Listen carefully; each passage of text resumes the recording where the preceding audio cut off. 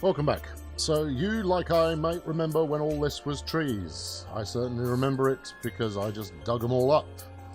I've decided this area would actually make a pretty good location for our starting city. Well, factory. Not least of all because of the presence of a good chunk of oil here, which is going to be increasingly important as time goes on. However, what has become apparent is that I'm really not generating our core resources fast enough. I need to be smelting this stuff much faster, and so that's what we're going to do. First things first, we're going to double, maybe triple the amount of copper that we've got being turned into something useful over here. So we've got our copper belt that will continue to run this course because demolishing the whole thing is just way too lengthy. But let's get 3 of these fellas. Hold on, let's make sure we're measuring this properly. You're going to need a gap of 3 in between each one because you're going to need 2 inserters and then 1 belt in between them. This is for the export channel. So we can go 1, 2, 3. Should be there. Except I bet I haven't measured that. No, you haven't measured that properly. Okay, so it's the 4th one along if you need a gap of 3 there, Mr. Man. Otherwise, you're not going to have enough space. So 1, 2, 3 in the 4th. Right, so then we got our handy dandy inserters. You've done it wrong again. Oh, beautiful. Not called failure for no reason. Terrific. Good. Right, like that. And then we'll have another set of those over here. You know what? Let's just do it like this, and that way there's no counting involved. See, but Mom raised a smart boy. Good. So we've now got double the amount of potential copper being done, which pretty quickly our copper mine won't be able to keep up with. But that's not a concern I have immediately. So here's the flow here is the inserter grabs the copper from the belt, chucks it in the furnace gets picked out the other end onto the belt. We're going to need a couple of underground belts here in order to route this onto the exit path. So let's do the same again there. And then after we've done this, we're going to do exactly the same thing with the iron ore as well.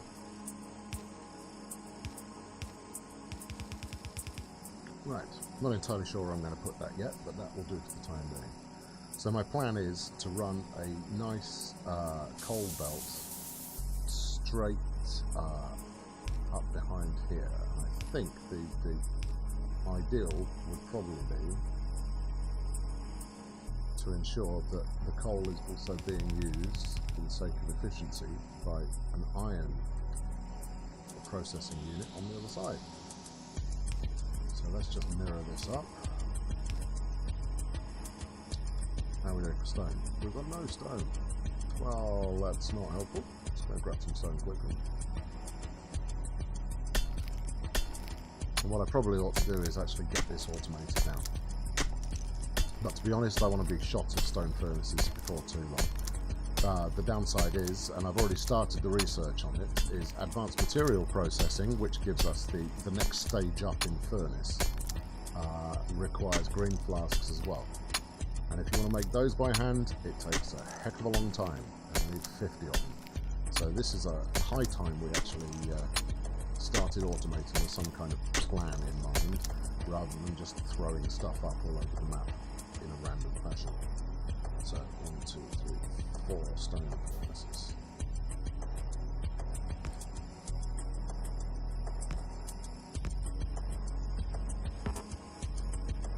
Beautiful. I love me a little bit of symmetry. And then here's our import inserter. And then we just need our export inserter, and we'll make this belt go the other way around. Hold on, let's get them facing that way. Meanwhile, of course, the old system is still running, so and this is where I certainly spend quite a lot of my time is I spend half of my time building the next stage, next phase, I guess. Another couple of underground belts.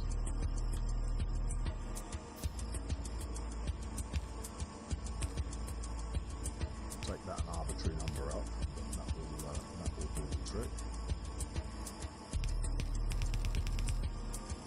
Beautiful, loving it. How splendid is that? Now let's get the power wired in a relatively unobtrusive fashion.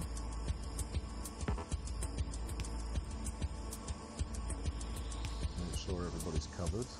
And where we want to get to is having these furnaces as electric. But by the time you get to that point, I mean, electric furnaces use up power as though it were going out of fashion. So we're going to a heck of a lot of power by that point. And why have you not got any juice? Actually, don't be told about pollen markers. Okay, so there we go. We're already loading up, but I haven't got any fuel yet because we're going to need to demolish this old section in order to get that operational. Let's just get enough power so that all of this is juiced up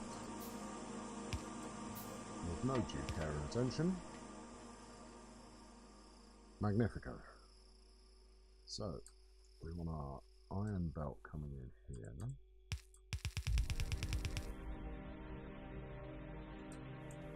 which we can just run off the end of the old one, which we'll do now.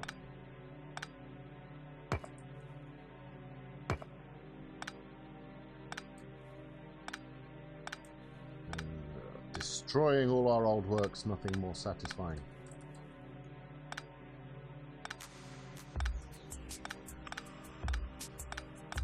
And of course, after immediately destroying all our old works, we can immediately see just how painfully I've placed telegraph poles just all over the place to provide power. We can and will do better. Right then, so let's get our iron belt hooked up. No, oi, you come back here, don't, or whatever. Standing on the conveyor belt while placing conveyor belts is a surefire way to ensure your conveyor belt goes in the right place. Okay, fabulous. So we should get some, there we go. So all this iron is going to be retrieved by these inserters and stuck into as yet unpowered furnaces. Unpowered, but not for long.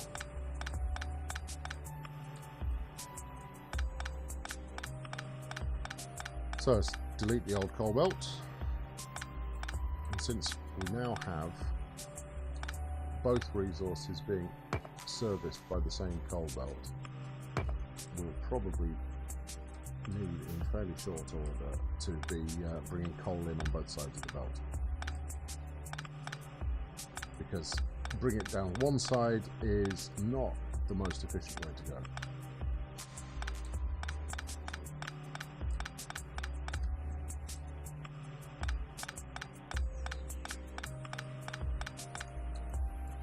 Right, fantastic going.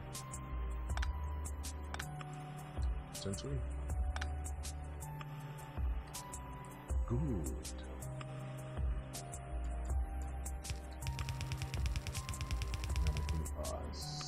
Like it was meant to be.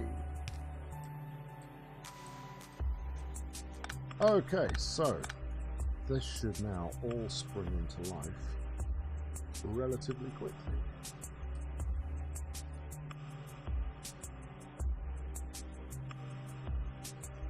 Excellent. Okay, so we're now running 8 furnaces and our power plant off our singular coal source. I have a sneaking suspicion that's not going to be enough in the long term, but in the short term it'll work while we're clearing through a backlog, certainly. Same goes for the resources. Now we've got 4 more of these, so let's get these on the system as well.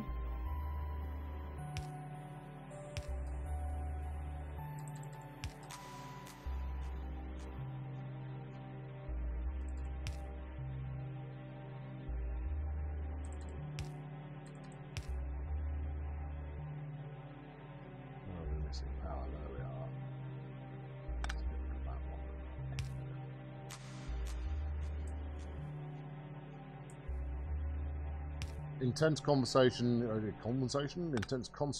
is not necessarily the ideal partner for trying to provide commentary on this stuff. And being an old man, I do have to concentrate fairly intensely on this stuff, otherwise it will just go wonky. Actually, that's no guarantee. Concentrating or otherwise, it always goes wonky. So we get another underground belt there, hook it up here.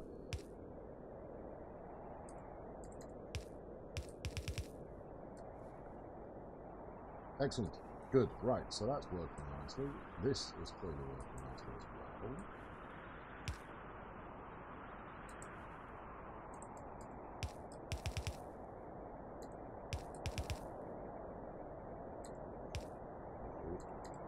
Yes. Right, now we just need to decide where we're going to set up our research area. So let's get rid of these factories here.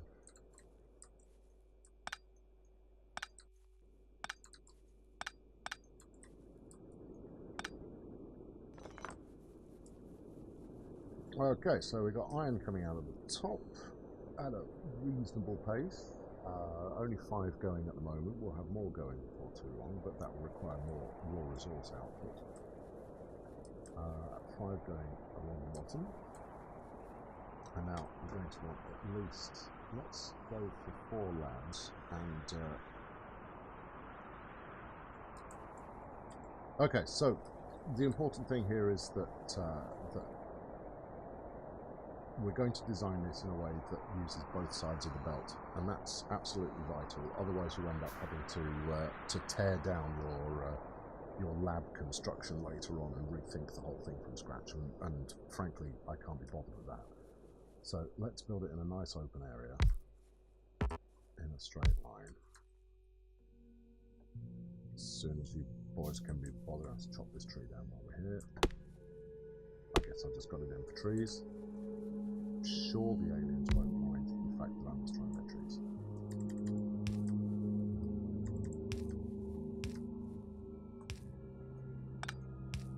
And we'll start off with the belt down this side, but we'll make sure we're using both sides of the belt. One side will be red flasks, the other side will be green flasks. And we'll stick a chest down at the bottom where we'll grab any leftovers.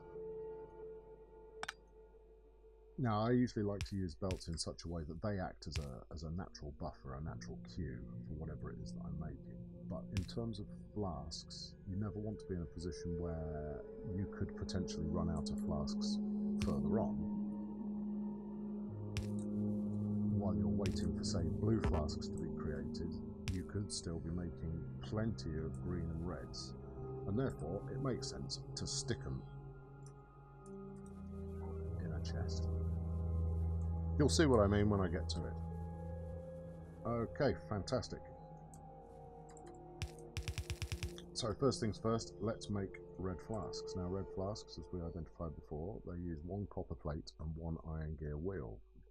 The iron gear is going to need making independently, and the copper plate doesn't need making. We can just get that straight from the smeltery. So where am I actually going to take this stuff?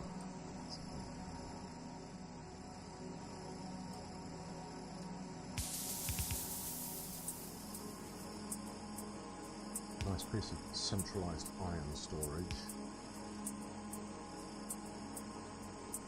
Now you can of course do this with a train. Once you've researched trains, you can have all of your resource wangling in one area and get it picked up by a train and brought back over to somewhere else entirely. Perfectly viable way to do it. Means you need to be picking up a heck of a lot, so don't expect one train with one truck to be able to manage everything that you're trying to do, but it's certainly viable. Now I'm a believer in having interstitial chests, which sounds potentially more risque than it actually is, but what I mean by that is I'd rather have all of my resources being pooled. This is much like my flask storage. Now this one inserter arm is not going to cut the mustard here. We're going to have a fast inserter on this one, just in order to keep pace. There we go. Load them up there, bad boy. Terrific. And I think we'll, while that's catching up on its backlog, we'll do the same over here.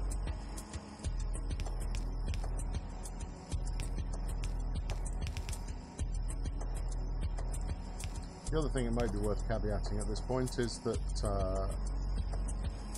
everybody's factory starts out being well thought out, and then turns into just an ugly mishmash of stuff. And then over time you put it back together into a more beautiful fashion again. But it is going to be pretty ugly. So, you know, these chests just randomly being in the middle of nowhere right now is not particularly helpful. But what you'll come to appreciate is that version 1 is never pretty, version 2 has a little bit more going for it. So this is going to be our initial red flask factory. And we will pick up iron gears, which will make out here.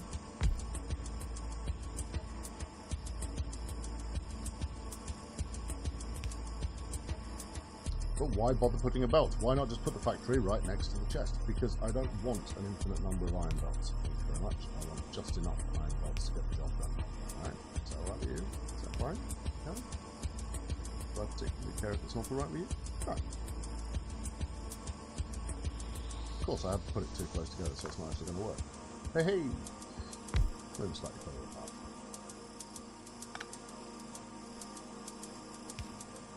It's a 2-belt minimum if you want these things to actually act like a cube. There we go. Then we need to tell that what to do again. Iron gears, get to work. Babu. And then with these completed gears, yet another underground section required.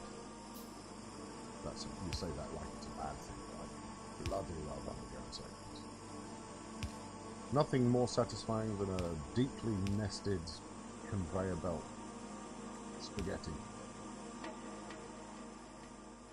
Right, you will be making red flasks. Thank you very much. Enjoy your work. I don't anticipate you having anything else to do. Right, so we're going to pull our completed gears from there. There are neater power options that we'll be using further down the line, but not right now.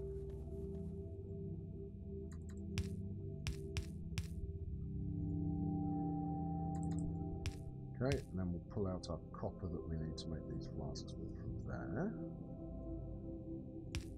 and increase our spider web of telegraph poles. Power lines, not telegraph poles, power lines. And look, it's making red flasks at a painfully slow rate. How joyous we are. And we're going to route these down the, as we look at it, left-hand side of this conveyor. So we'll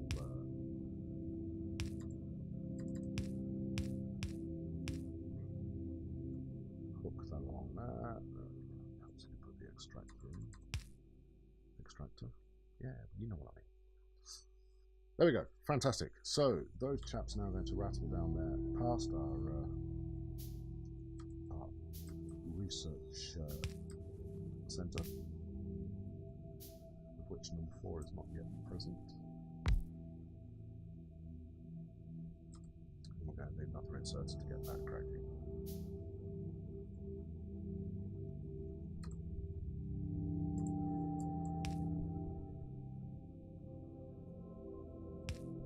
Okay, everybody's powered up. We've got research coming out, and obviously once a research centre has enough flasks for the time being of each individual colour, it will just let any other past. So these store 2 at a time, as you can see. Any leftovers have gone into our chest at the bottom, so over time we'll gradually accumulate reds. which means that if we have a period where we're not researching anything at all, we can just grab our stash out of there, fling them straight into the research centres and get a bit of a jump start on whatever we're making next.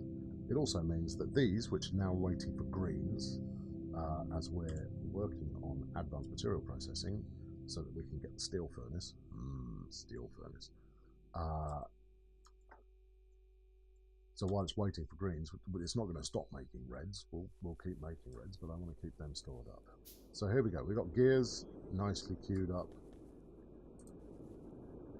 And we've got our copper plate nicely queued up as well. Iron plate queuing up nicely as well.